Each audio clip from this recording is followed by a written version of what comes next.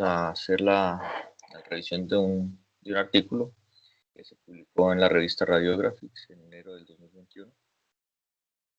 El título del artículo es Tomografía sintética basada en imágenes de resonancia magnética para la detección de las lesiones estructurales en pacientes con sospecha de sacroiliitis en comparación con la detección de estas mismas lesiones en la resonancia. Bueno, entonces tenemos que las articulaciones sacroiliacas están afectadas en la mayoría de los casos de espondiloartropatía axial, siendo la sacroiliitis una de las primeras manifestaciones de estas entidades en la mayoría de los casos. Las espondiloartropatías comprenden un grupo de enfermedades reumáticas inflamatorias crónicas que incluyen la espondilitis anquilosante, la artritis reactiva, la artritis, o la espondilitis asociada a las enfermedades inflamatorias intestinales, las artritis psoriásicas y la espondiloartritis indiferenciada. Estas afecciones afectan predominantemente el esqueleto axial, provocan rigidez, dolor, tienen la característica de ser seronegativas para el factor reumatoideo y a menudo están asociadas o presentan antígeno linfocitario humano, el HLA-B27. Y hay que tener en cuenta que una de las maneras de diferenciarlo es la parte clínica y la distribución de los cambios y las alteraciones a nivel de las imágenes que podemos encontrar. Como ya lo había dicho, las articulaciones acroiliacas están afectadas en la mayoría de estas afecciones y se presentan en muchas de ellas como la primera manifestación. Bueno, entonces,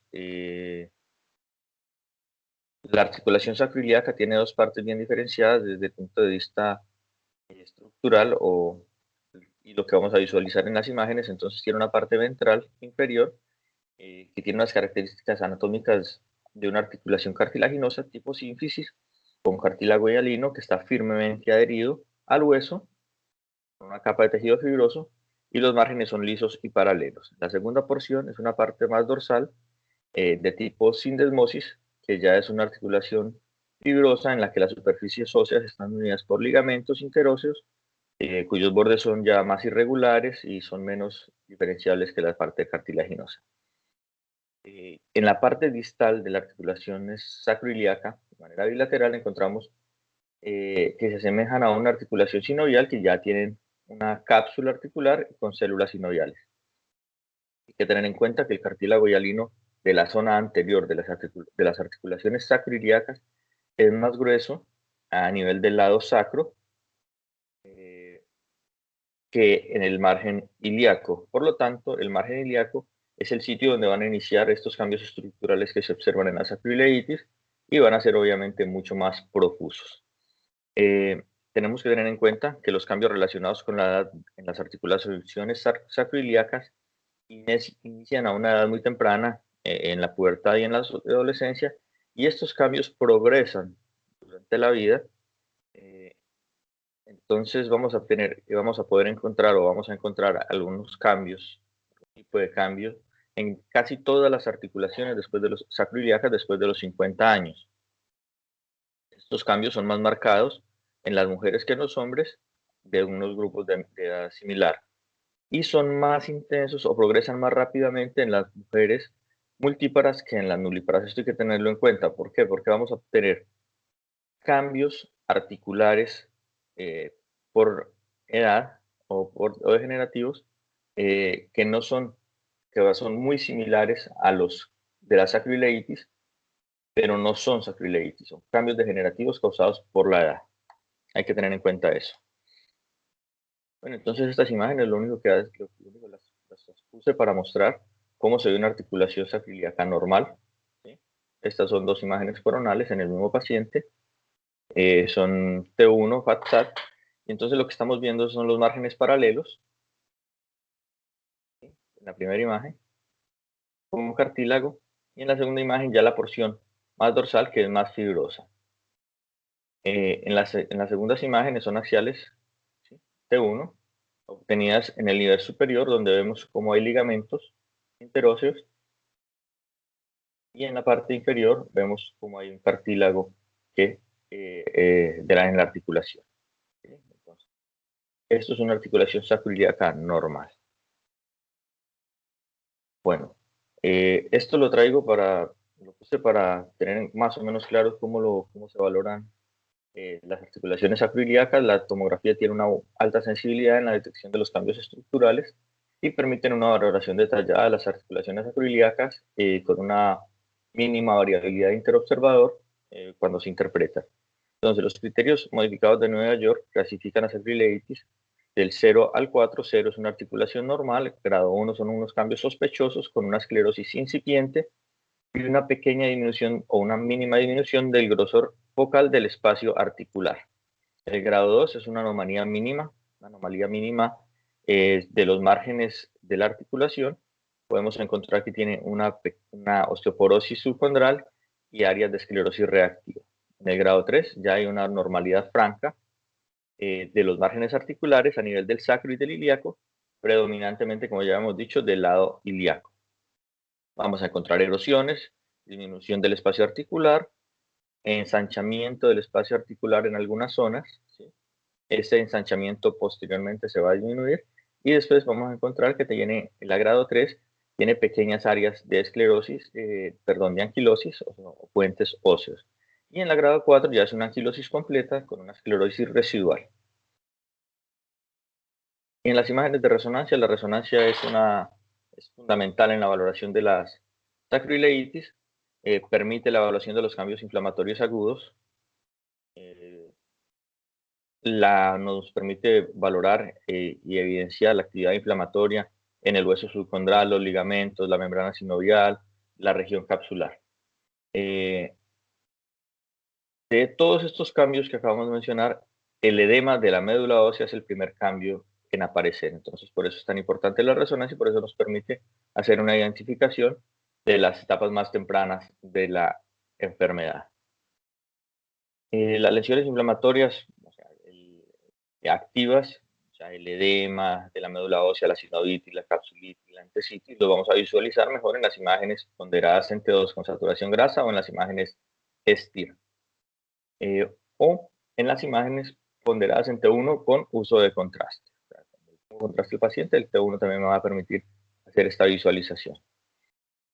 ¿Cómo vemos el edema? El edema de la médula ósea, y lo vamos a ver hiperintenso en T2 y en STIR.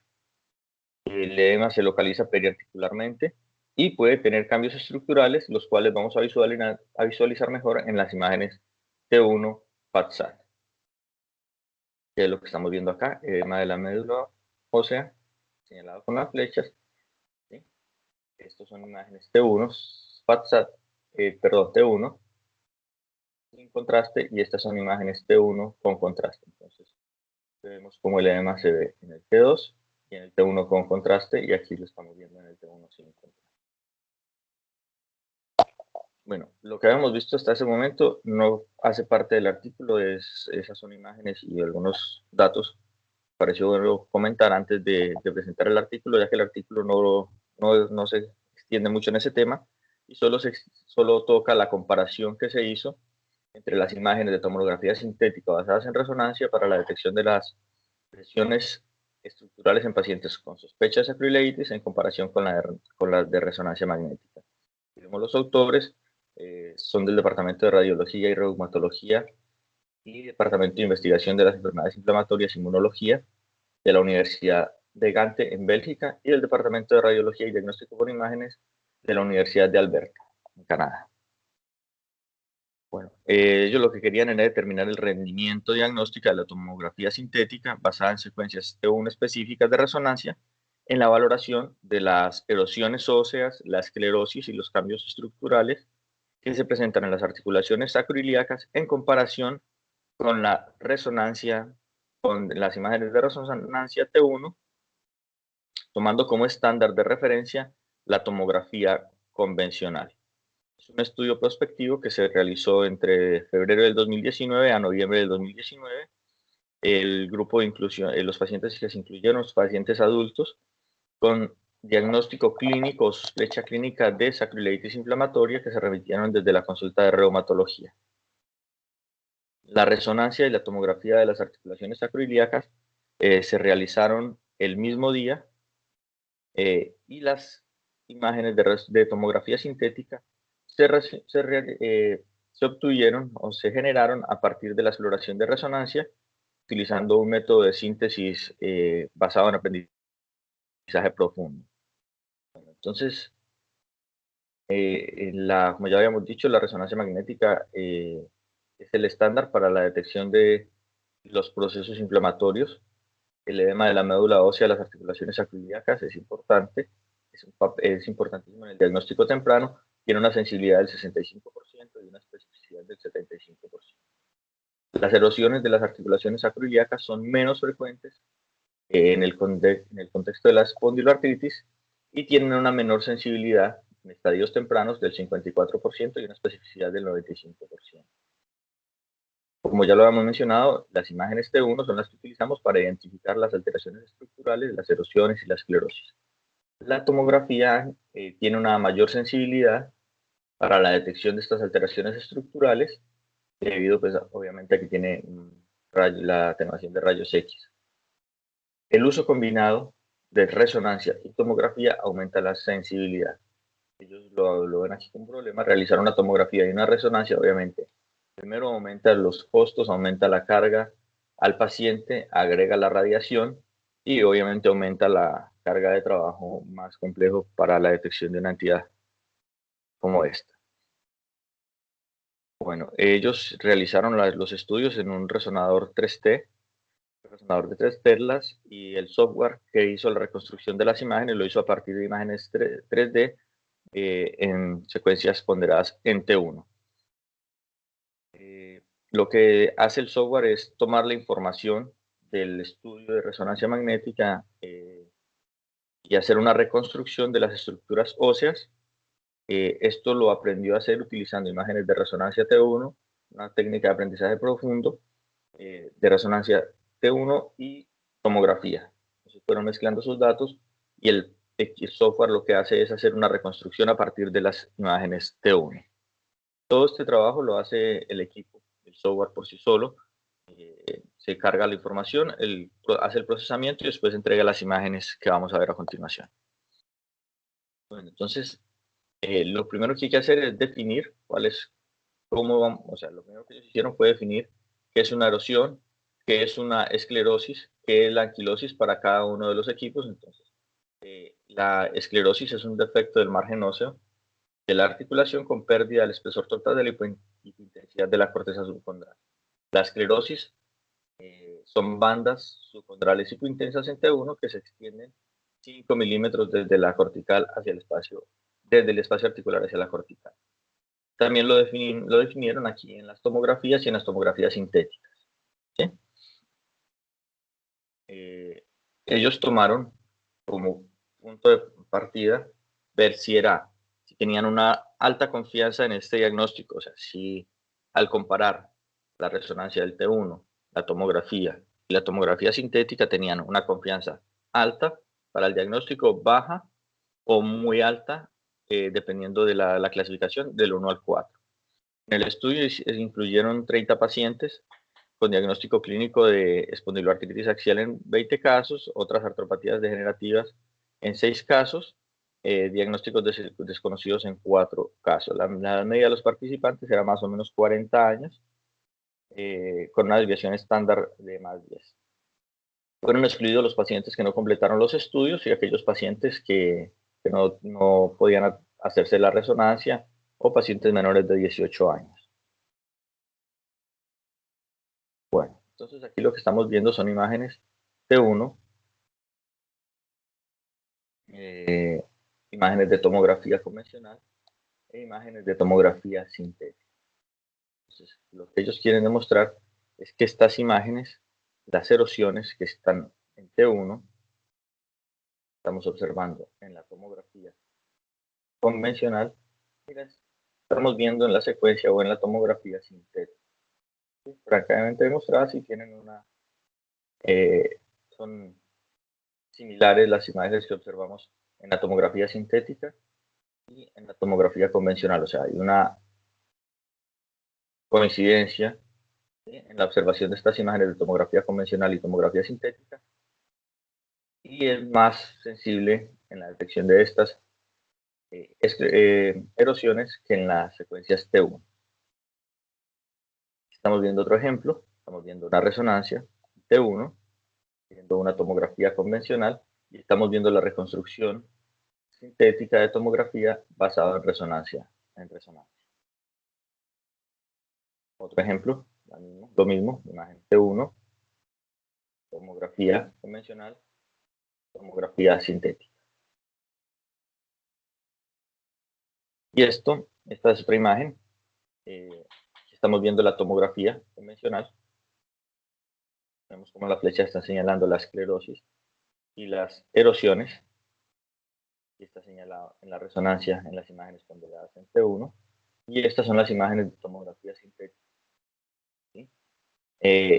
Las erosiones son extensas en ambas articulaciones sacroiliacas, es lo que están señalando las flechas, y vemos cómo esas erosiones son visualizadas en la tomografía y en la tomografía sintética, ¿sí?, un poco mejor o con mayor detalle que en las imágenes ponderadas en T1 de resonancia. Entonces, ellos lo que terminan presentando en estos gráficos de barras y en esta tabla es que hubo una alta confianza para la detección de las erosiones en las imágenes de tomografía sintética en comparación, obteniendo como estándar de referencia la tomografía convencional. Y que la tomografía sintética tuvo un mayor valor o sensibilidad para la detección de estas erosiones y esclerosis que las imágenes T1 de resonancia. Ellos lo que refieren es que la combinación de ambas, de la resonancia, o sea, obtener imágenes de tomografía sintética a partir de las imágenes de resonancia, aumenta la sensibilidad para la detección de las erosiones y las esclerosis, y obviamente con la ventaja que estás utilizando también las imágenes T2, que te van a servir para la valoración del edema de la médula. Entonces, ya como ellos, para terminar, lo que dicen es que la precisión diagnóstica en la detección de las erosiones fue del 94% para la tomografía sintética frente al 86% frente a solo las imágenes de resonancia T1. En la esclerosis fue del 97% frente al 81%. Y lo que ellos refieren ahí es que la confiabilidad, o sea, la coincidencia entre lo que se observa en la tomografía sintética y la tomografía convencional es alta, tiene una coincidencia alta. Los participantes, las imágenes de estos participantes fueron valorados por 2 radiólogos musculoesqueléticos con 16 años y 5 años de experiencia en este ámbito. Entonces, la conclusión es que las imágenes de tomografía sintética a partir de las imágenes de resonancia ponderadas por T1 son una herramienta útil en la valoración de las alteraciones estructurales del hueso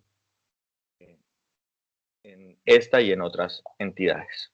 Básicamente eso es lo que hablaba el artículo.